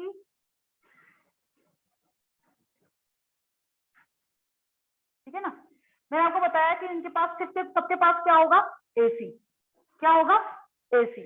लेकिन अगर मान लो इसकी स्पीड 5 मीटर पर सेकंड से 6 मीटर पर सेकंड हो गई, फिर 7 मीटर पर सेकंड हो गई, तो इनके पास एसी तो होगा ही होगा, एसी तो होगा ही होगा। और किसकी तरफ होगा? वो सेंटर की तरफ। और साथ में स्पीड बढ़ रही है ना, तो वेलोसिटी ऊपर है, तो इस समय एक्सेलरेशन टेंजेंशियल वाला किधर होना चाहिए? ऊपर। ए टेंजेंशियल ऊपर होगा, क्योंकि वेलोसिटी इस तरफ है तो उसी की डायरेक्शन में क्या होगा? टेंजेंशियल। फिर वेलोसिटी इस तरफ है तो उसी की डायरेक्शन में क्या होना चाहिए? ए टेंजेंशियल। फिर वेलोसिटी इस तरफ है तो उसी की डायरेक्शन में क्या होना चाहिए? ए टेंजेंशियल। बोलो। अच्छा, और स्पीड घटे तो नीचे बना दो, टेंजेंशियल नीचे बना दो। देखो जैसे मान लो ये स्पीड 5 मीटर पर सेकंड है, अगले ही सेकंड आपको क्या मिल रही है? 4 मीटर पर सेकंड, फिर उसके अगले सेकंड कितने मिल रही है? तो इसका मतलब ए टेंजेंशियल को किधर बना दो? नीचे। क्या समझ में आई मेरी बात? अभी वेलोसिटी ऐसे है तो ए टेंजेंशियल को कैसे बना दो? उल्टा। और एसी तो क्योंकि डायरेक्शन तो लगातार चेंज हो रही है तो एसी तो सेंटर की तरफ आएगा ही आएगा। अब समझ में आया? तो डायरेक्ट डायग्राम समझ में आ रहा है? बोल।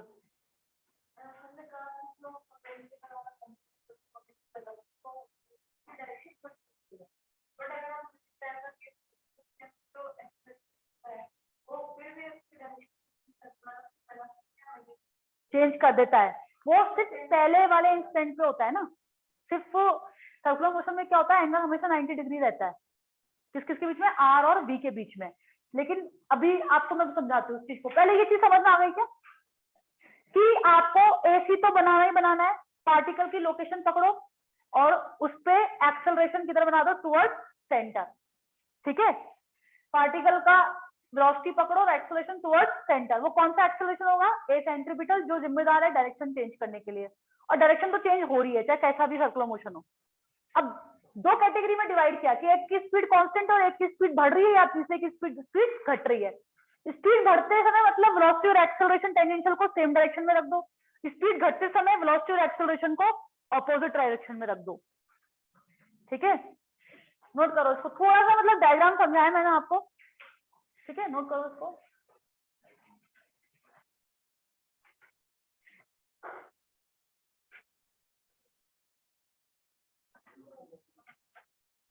बंद करो जाओ बेटा, ऋषि का समझ में आ गया ना तुम्हें, पक्का ना, कंफ्यूज नहीं होना है। और पूछ लो एक बार ना, कोई दिक्कत हो तो पूछ लो। थोड़ा सा बस आज का लेक्चर और कंसेप्चुअल है, फिर हो जाएगा। फिर मैं क्या है कि जो ये सब पढ़ा रही हूँ ना, ये मैं क्वेश्चन में सिखाऊंगी। फिर देखो बेटा मैंने पढ़ाया था, पन्ने पलटेंगे अपन। ठीक है, अच्छा अरे वो बताओ कि अगर टोटल एक्सेलरेशन देना हो सर्कुलर मोशन में, तो क्या under root AC square plus AT square बोल सकते हैं? देखना, यहाँ total acceleration under root AC square plus AT square से देना चाहिए, क्योंकि दोनों 90 डिग्री एंगल पे होंगे हमेशा। देखना एक बार, देखना, बस ये फर्क है कि यहाँ पर AT क्या होगा, 0, और यहाँ पर A टोटल में 0 नहीं है, तो यहाँ क्या हो जाएगा, AC square plus AT square. बोलो समझ में आ रही बात? 90 डिग्री एंगल पे ना, देखो टेंजेंशियल मतलब टेंजेंट के अलॉन्ग, सेंट्रीपिटल मतलब सेंटर के अलॉन्ग, दोनों एक दूसरे के 90 डिग्री एंगल पे हमेशा ही रहेंगे, तो टोटल एक्सेलरेशन देना पड़ेगा। बोलो,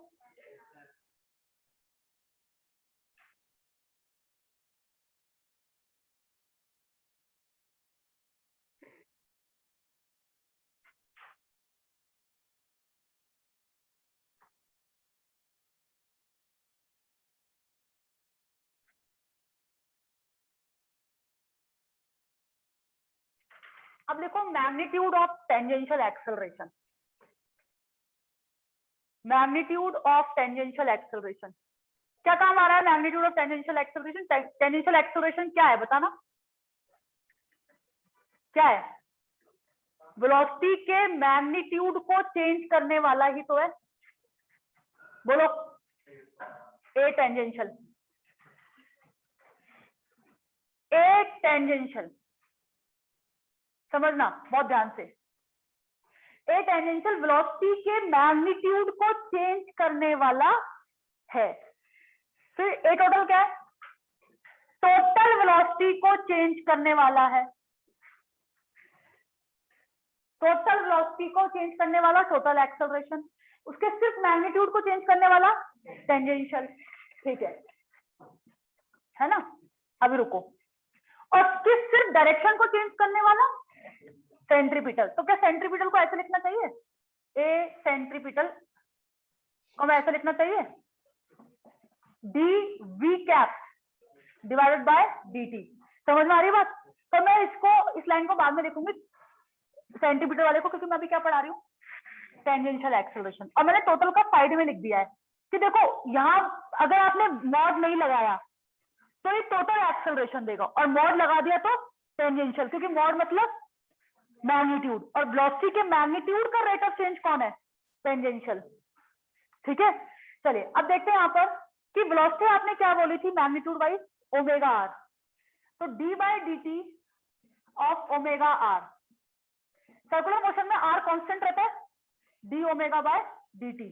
तो यहां से अपना क्या आ जाएगा, D omega by D T को क्या बोल देते हैं अपन, तो ए टेंजेंशियल अपना क्या आ जाएगा, आर अल्फा। ठीक है ना? और अगर मैं वेक्टर की बात करूं टेंजेंशियल की, तो वो होगा अल्फा क्रॉस आर वेक्टर। ठीक है ना? बिल्कुल सेम उसी तर्ज पे जिस तरह से अपन ने ओमेगा क्रॉस आर दिया था। तुम ऐसे सोच लो कि ओमेगा क्रॉस आर वेक्टर का मॉड ऐसे करके है ना, तो वो उसी तरीके से आ गए, लिख लो।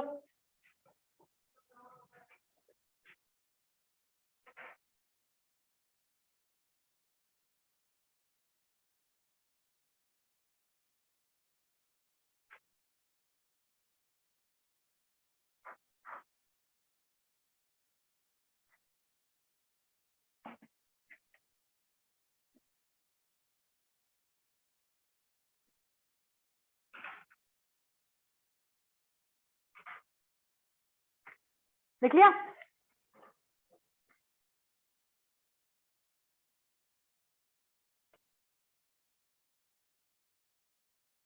चलो अब देखो, magnitude of centripetal acceleration, magnitude of centripetal acceleration.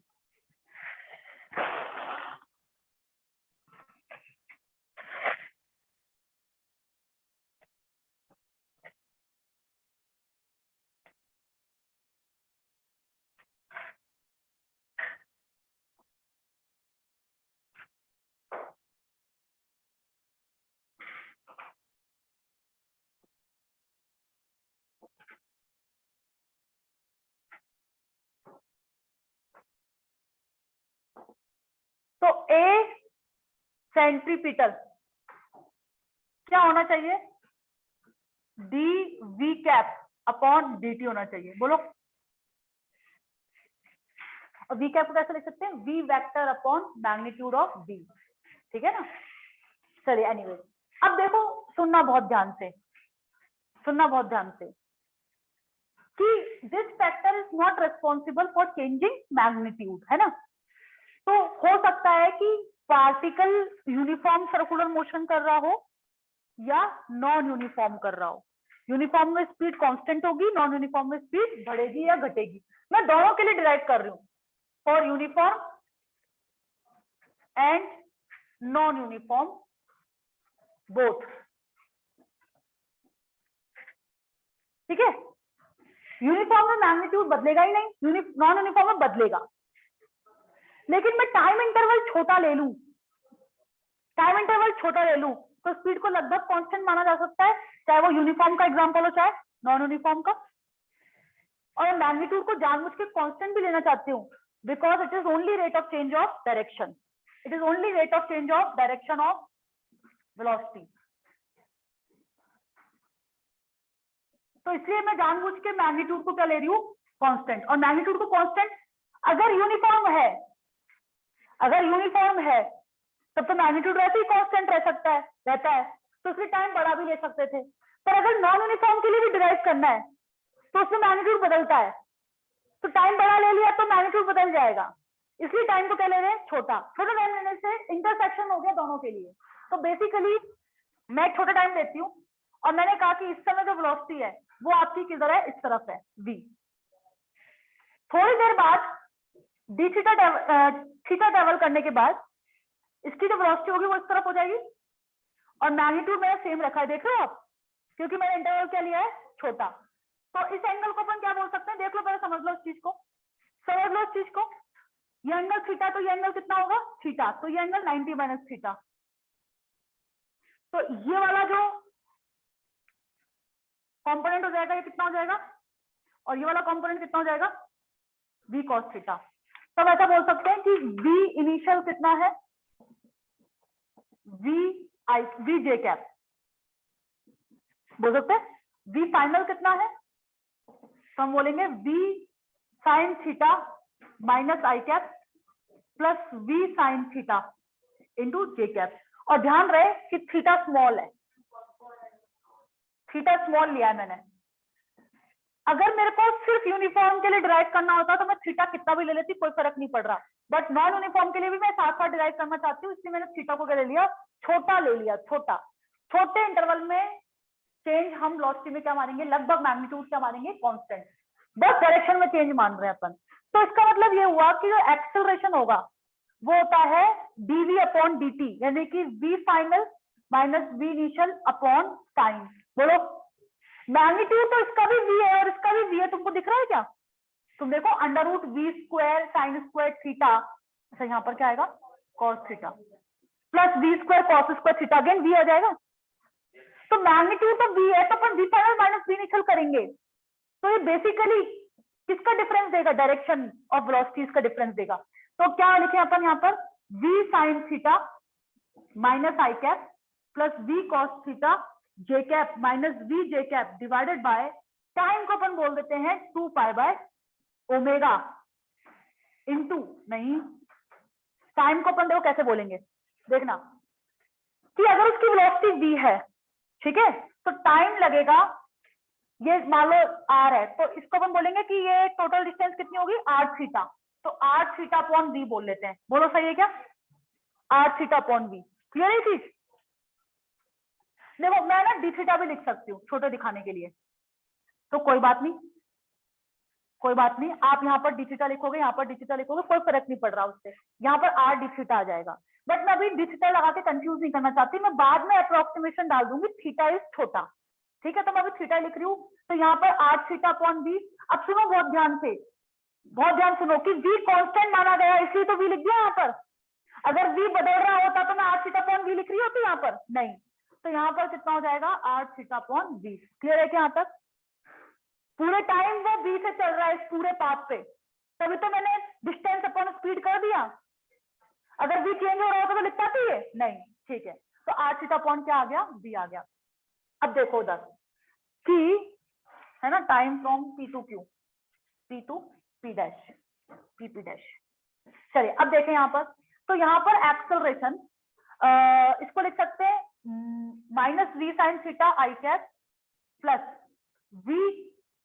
v cos theta minus v j cap divided by अपन ने क्या लिख दिया r थीटा अपॉन v। अब इसका मैग्नीट्यूड देखते हैं, ऊपर वाले का मैग्नीट्यूड, ऊपर वाले का मैग्नीट्यूड यहाँ तक लिख लिया क्या आप लोगों ने, इसको लिख लो, यहाँ तक लिख लो, चलो पहले यहाँ तक लिख लो, है ना, फिर मैं इसके ऊपर सॉल्व करती हूँ, यहाँ तक लिख लो, लिखो।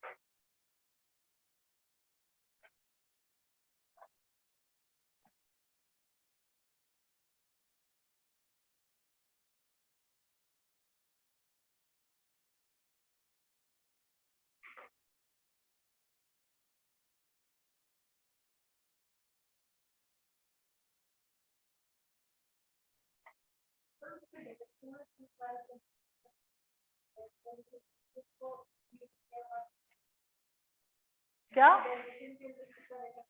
हाँ हाँ हाँ, क्योंकि देखो पूरे का डिफरेंशिएशन कर दिया तो टोटल एक्सेलरेशन देगा, सिर्फ मैग्नीट्यूड का डिफरेंशिएशन करोगे तो टेंजेंशियल देगा, और डायरेक्शन का डिफरेंशिएशन करोगे तो सेंट्रीपिटल देगा। ऐसे तो डिफाइन कर रहे हैं अपन।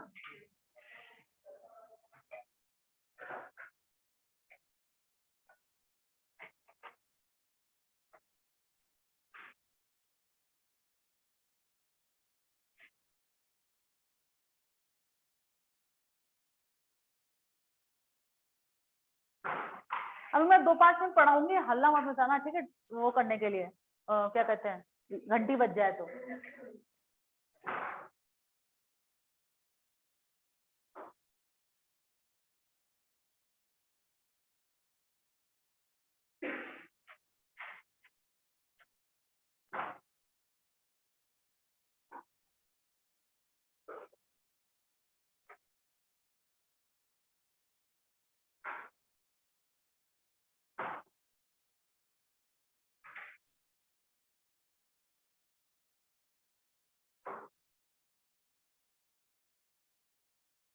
ठीक है, देख लिया, चलो देखो, अब मैं क्या करना चाहती हूँ कि एक्चुअली जब मैं ये V final minus we initial कर रही हूँ तो मैग्नीट्यूड में तो कोई चेंज है ही नहीं, तो इसका मतलब टेंजेंशियल एक्सेलरेशन तो इस पार्ट के लिए क्या है, जीरो ही है। सिर्फ क्या निकाल के देगा ये चेंज, सेंट्रीपिटल। तो देखो आपको इसका मैग्नीट्यूड की बात करनी है, तो पहले अपन लिख लेते हैं इसको, sorry, v sin theta minus i cap, और इसको ऐसे लिख दें v minus v cos theta into minus j cap divided by अपना क्या आ गया ये r थीटा अपॉन v। अगर मैं मैग्नीट्यूड की बात करूं तो इसको ऐसा लिख सकते हैं under root v square sine square theta, ठीक है ना, plus v square 1 minus cos theta है ना, तो 1 plus cos square theta minus 2 cos theta. मैंने कुछ गड़बड़ ना कर दी हो यार, एक बार चेक कर लेते हैं, सही कर रही हूँ मैं एकदम। हाँ, under root V square sine square theta plus we square 1 minus cos theta का होल स्क्वायर होगा, होल स्क्वायर होगा तो अपन कैसे लिखेंगे 1 प्लस कॉस स्क्वायर थीटा, ठीक है, सही है, डिवाइडेड बाय कितना आ जाएगा r थीटा अपॉन v। एक मिनट लिखना मत है ना, जरा समझ लो। चलिए आगे बढ़ते हैं हम। तो यहाँ से एक्सेलरेशन ये v square plus we square cos square theta कितना हो जाएगा v स्क्वायर, ठीक है ना, और एक तो बच रहा है v square 1 plus 1 minus 2 cos theta, यही बच रहा है क्या, नहीं 2 माइनस 2 कॉस थीटा। एक तो बच रहा है इसका v स्क्वायर, एक बच रहा है v square sine square theta plus cos square theta से 2v स्क्वायर, सही है। अच्छा इसमें अपन एक काम कर सकते हैं, अच्छा r थीटा अपॉन v तो आ गया है ना, अब अपन क्या कर सकते हैं, इसको v स्क्वायर को बाहर निकाल लेते हैं, तो ये बन जाएगा v square by r theta, ठीक है ना, v ऊपर चला गया वो वाला v, और ये under root 1 minus cos theta को ऐसे लिख सकते हैं कि 2 साइन स्क्वायर थीटा बाय 2, देखना, और इसमें से भी 2 बाहर निकाल लेंगे, 2 तो पहले से ही बाहर आएगा। एक मिनट, तो मैं गड़बड़ी कर रही हूँ, एक मिनट रुको, गड़बड़ नहीं कर रही, मतलब मैं इसको थोड़ा और अच्छे से एक्सप्लेन कर देती हूँ। ये हो जाएगा under root 2v square 1 minus cos theta divided by r theta upon v, सही लिखा है। अब इसको लिख देती हूँ मैं 2v square dot 2 sign square theta by 2 divided by r theta upon v। अब 2 बाहर निकल के 2, v स्क्वायर बाहर निकल के v, तो ये कितना हो जाएगा 2v sine theta by 2 divided by r theta divide by v। अब देखो, अब अप्रोक्सीमेशन लगाओ, आपने पढ़ लिया क्या sine theta equal to theta होता है अगर थीटा बहुत छोटा होता है तो, मैथ्स में पढ़ लिया आपने, नहीं पढ़ा, फिजिक्स में पढ़ा है सही ना, देखो देखो देखो देखो, तो sine theta is taken to be as almost theta if theta is very small, कोई दिक्कत नहीं है, तुम एक काम करो, साइन 1 डिग्री जिसको हम बोलते हैं 1 डिग्री को हम बोल सकते हैं साइन पाई बाय 180, बोल सकते हैं पाई बाय 180, इसकी वैल्यू लगभग पाई बाय 180 के बराबर ही आती है, पाई मतलब 3.14 पुट करना उसमें, ठीक है, तो इसकी वैल्यू लगभग पाई बाय 180 के बराबर आती है। साइन 2 डिग्री यानी कि 2 पाई बाय 180, उसकी वैल्यू लगभग 2 पाई बाय 90 के बराबर आती है। आप क्या करना, कैलकुलेटर यूज करना, और साइन को डिग्री में मत भरना, साइन को डिग्री में मत भरना, साइन के अंदर किसमें डालना, रेडियंस में, क्योंकि अपन जो थीटा लेते हैं ना, आपको याद हो तो रेडियन में चल रहा है ये सब theta, arc length equals to r into theta, तो थीटा डिग्री में थोड़ा ना भर रहे हैं, किसमें भर रहे हैं, रेडियंस में। तो कहने का मतलब ये है कि थीटा अगर रेडियंस में हो, थीटा इन रेडियंस और डाल लो आप, तो आप एक काम करना, पहले तो उसको डिग्री कैलकुलेटर, जो स्मार्ट कैलकुलेटर होता है क्या कि तुम्हारे पास, तुम लोगों के पास मोबाइल में है, चलो पहले हमारे टाइम पे वो लाते थे हम पूरे डब्बा सा एक, तो मेरा कहने का मतलब ये है कि आप साइन 1 डिग्री को जिसको रेडियन में कन्वर्ट करके आप कैलकुलेट करना, तो साइन के अंदर भरा जा रहा है वही साइन के बाहर निकलेगा। ऐसे 2 डिग्री को रेडियन में कन्वर्ट कर लेना, जो बाहर आएगा साइन 2 डिग्री 2 के बराबर नहीं आएगा, सोचो साइन 2 डिग्री 2 के बराबर कैसे आ जाएगा, 2 तो होता ही नहीं साइन की वैल्यू, तो किसमें भरनी है ये वैल्यू, रेडियंस में। तो 5 डिग्री तक आपके एग्जैक्ट साइन के अंदर जो भरोगे x वही x आएगा, साइन के अंदर x y भरोगे तो y आएगा, बशर्ते x और y क्या हो, छोटे हो। तो इसका मतलब ये हो गया कि यहाँ पर अगर आपके पास कैलकुलेटर है तो अभी चेक कर सकते हो, आप चेक करना चाहोगे, रेडियंस में भरो, कोई चेक करेगा कैलकुलेटर पे। तो यहाँ से इस चीज को लिख सकते हैं 2v साइन थीटा बाय 2 को ऑलमोस्ट क्या लिख सकते हैं, θ/2, और ये अप्रोक्सीमेशन काफी जगह यूज होगा फिजिक्स में, तो तुम्हें हैबिट पड़ जाएगी, इंटू r(θ/v). 2 से 2 कट जाएगा, तो यहाँ से क्या बचेगा, v²/r, ये बच गया तुम्हारा। और ये तुम्हारा क्या आ गया, ए सेंट्रीपिटल। ठीक है, नोट कर लो उसको। sin θ/2 को अप्रोक्सीमेटली क्या लिख लिया, θ/2 लिख लिया। ठीक है, अब कुछ नहीं, अब सुन लो एक चीज, अगर मैं वहां पर dθ रिप्रेजेंट कर रही होती, तो यहाँ तुम्हें dθ/2 दिखता और यहाँ पर तुम्हें dθ दिखता, तो वो यहाँ पर dθ और dθ कट रहा होता, समझ रहे हो? तो मैंने जानबूझ के डी नहीं लिखा, बस मैंने लास्ट में लिख दिया थीटा इज स्मॉल।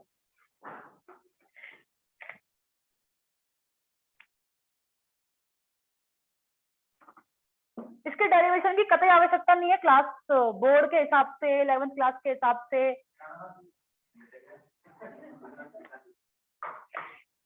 अरे यार, तो कोई बात नहीं, सोच के लिखना क्या लिखवाया उसके बाद, देख सोचो ही नहीं तो।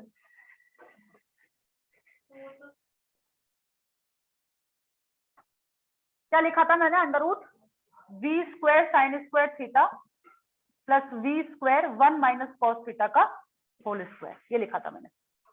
ठीक है ना, फिर इसको सॉल्व करके मैंने लिखा था 2v² प्लस 2v², हाँ वो चलेगा, या r(θ/v) तो चलेगा ही, 1 - cos थीटा अपॉन r(θ/v). अब इसको यहाँ लिख दो ऐसे,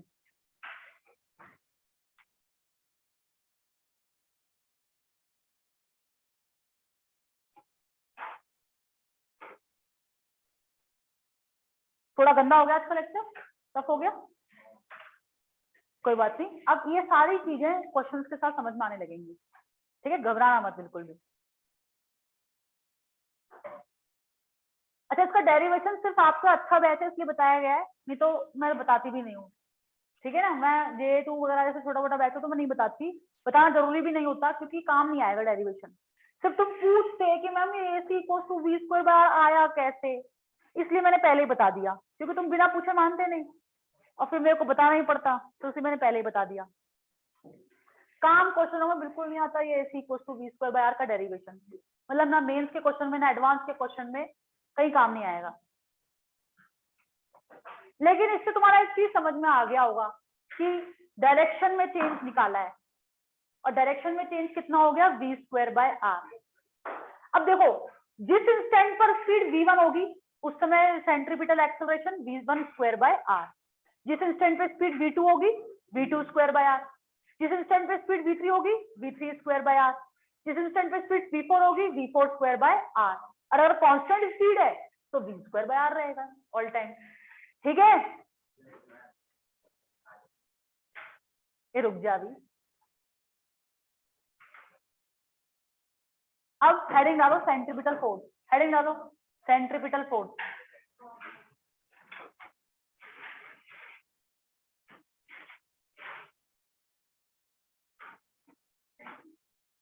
सेंट्रीपिटल फोर्स,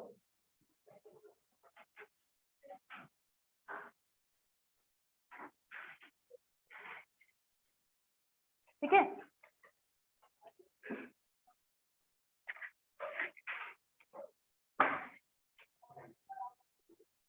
सेंट्रीपिटल फोर्स क्या होगा, तो मास इनटू सेंट्रीपिटल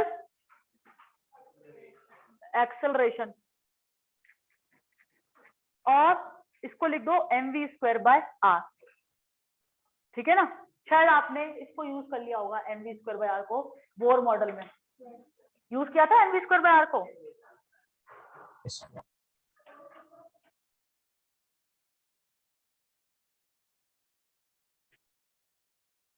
और इसके साथ एक लाइन लिखो कि ये कोई फोर्स नहीं है, ये एक सिर्फ मैग्नीट्यूड है। लिखो, ये कोई फोर्स नहीं है, ये सिर्फ एक मैग्नीट्यूड है,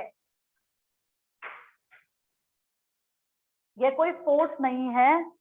लिखो, एक लाइन लिखो जो आपको बहुत अच्छे से समझ आनी चाहिए कि ये कोई फोर्स नहीं है, ये सिर्फ एक मैग्नीट्यूड है, मैग्नीट्यूड है जो किसी भी पार्टिकल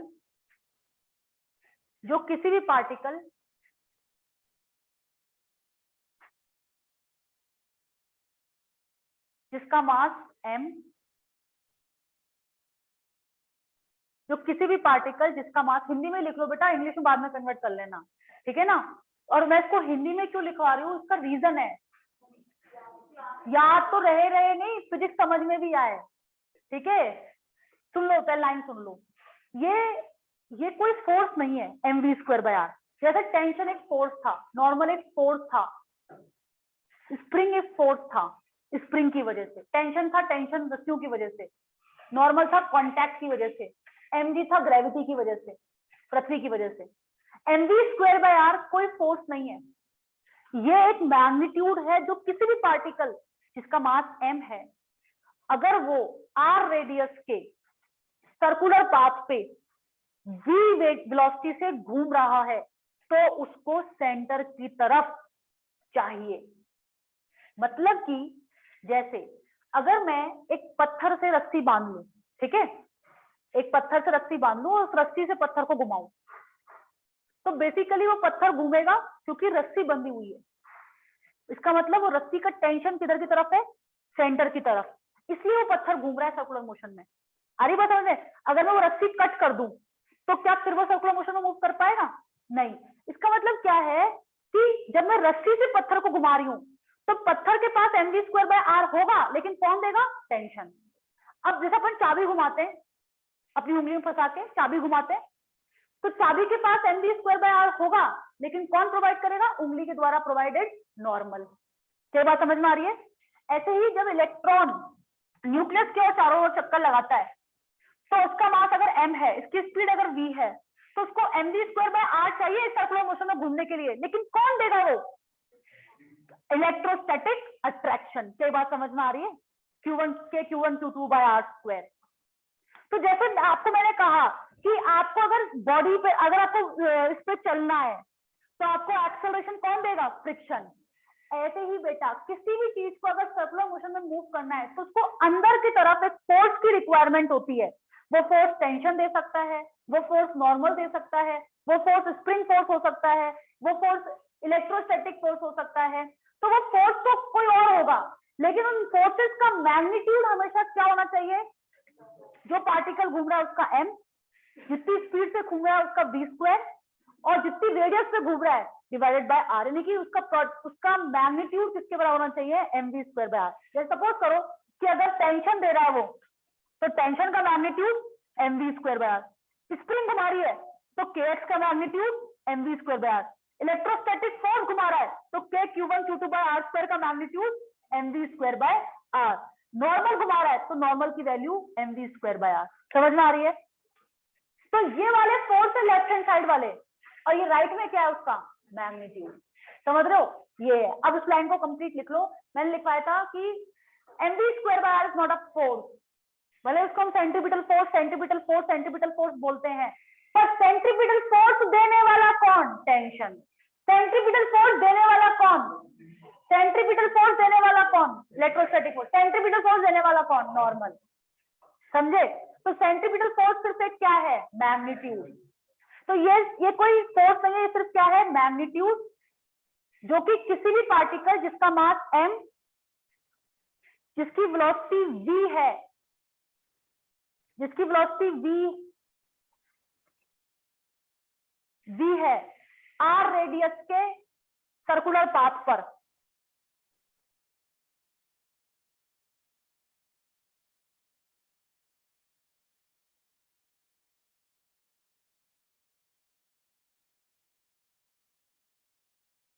कमा उसके पास होना चाहिए mv²/r। ठीक है ना? mv²/r, mv²/r ऐसे लिखना, mv²/r मतलब किसी भी पार्टिकल जो कि सर्कुलर पाथ में मूव कर रहा है उसके पास क्या होना चाहिए? सेंटर की तरफ mv²/r होना चाहिए। ये सिर्फ क्या है? एक मैग्नीट्यूड। अब कल मैं इस पे क्वेश्चन कराऊंगी आपको, रियलिस्टिक क्वेश्चन करेंगे जो अपन अपने घरों में देखते हैं। अरे अपनी भाषा में लिख लो यार, अपनी भाषा में लिख लो यार, क्या फर्क पड़ता है उससे?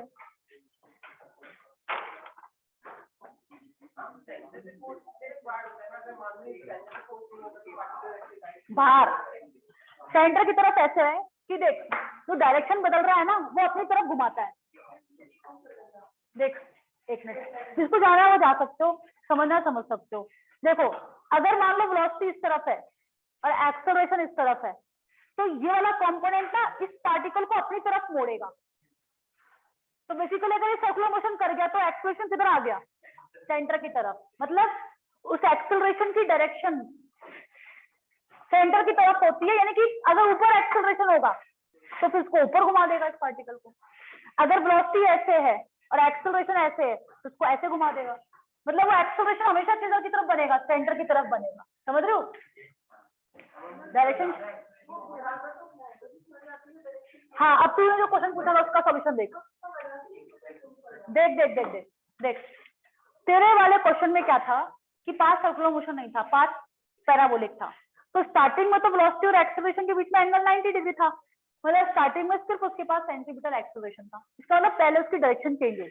अब डायरेक्शन चेंज हुई तो फिर क्या हुआ कि ये ए घुमा नहीं, ये ए ऐसे ही रहा और वेलोसिटी अब की बार ऐसे हो गई। तो अब की बार क्या होगा, एक्सेलरेशन का ये वाला कंपोनेंट तो उसकी वेलोसिटी को बढ़ाएगा और ये वाला कंपोनेंट उसे और मोड़ेगा, फिर और एंगल कम होगा, फिर वेलोसिटी ऐसे हो गई, एक्सेलरेशन क्या हो गया, इस तरफ हो गया।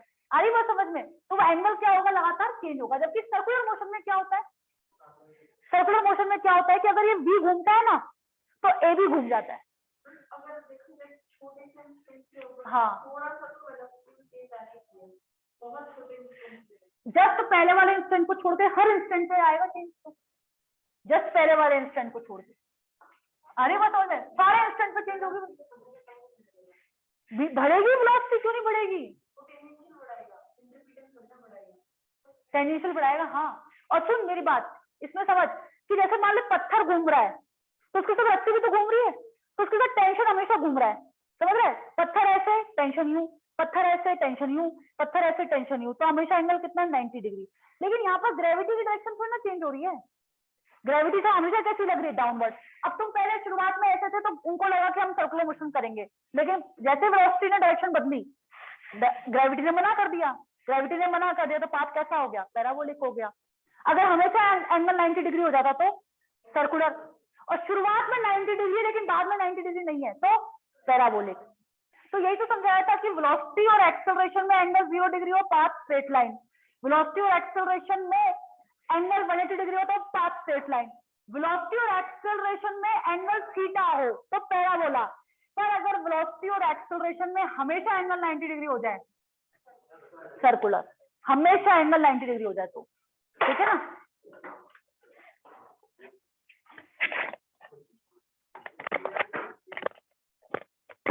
नॉर्मली कुछ पूछ रहा है बेटा, तुम लोग जाओ, है ना?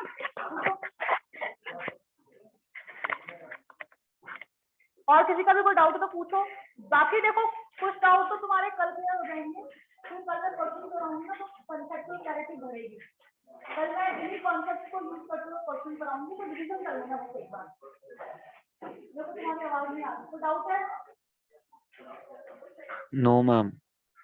ठीक है, अभी देखो हो सकता है कि तुम्हें आपके क्वेश्चन समझ में आ रहा हो, लेकिन क्वेश्चन के बाद तुम्हें पक्का पूरा समझ में आएगा, एक एक चीज समझ में आएगी, है ना? आज का लेक्चर जो है वो थ्योरेटिकल लेक्चर जाओ, किसी को रोकना का मतलब नहीं, जाओ आराम से जाओ, ठीक है? होने वाला बच्चों से बात करूँ, जाओ, अरे चले जाओ यार, क्यों शर्मा? हाँ देवांशी क्या बोल रहे हो बेटा?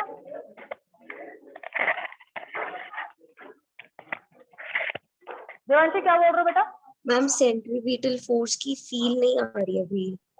हाँ बेटा, कल क्वेश्चन कराऊंगी ना मैं तो आ जाएगी। टेंजेंशियल की आ गई? Yes ma'am. अच्छा, तो कल क्वेश्चन कराऊंगी। कल मैं क्या थोड़ा सा जो क्वेश्चन अपन डेली लाइफ में देखते हैं ना, उन्हीं क्वेश्चंस को लेंगे अपन। तो फिर अपन को सेंट्रीपिटल फोर्स की डायरेक्शन, मतलब जो फीलिंग है ना वो तो आ जाएगी।